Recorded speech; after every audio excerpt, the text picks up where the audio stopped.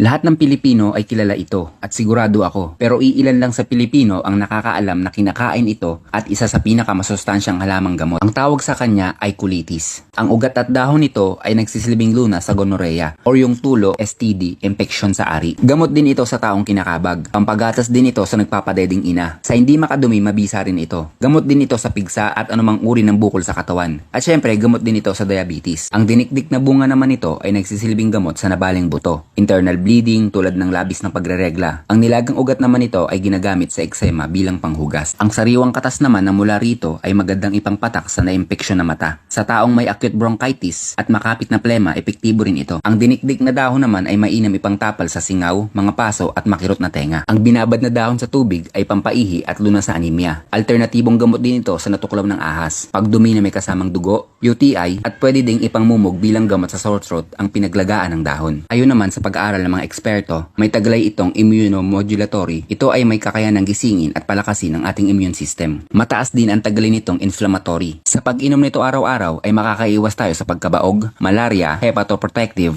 spermatogenic o pamparami ng similya ng lalaki, anti-ulcer, pain reliever, anti-cancer, anti-tumor, antidepressant, kontrabulati sa tiyan. Ang mga simpleng damo ay di mo aakalain na halamang gamot pala, ay dito mo lang sa page natin malalaman. Kaya mag-follow na at huwag kalimutang i-share sa ating mga mahal sa buhay.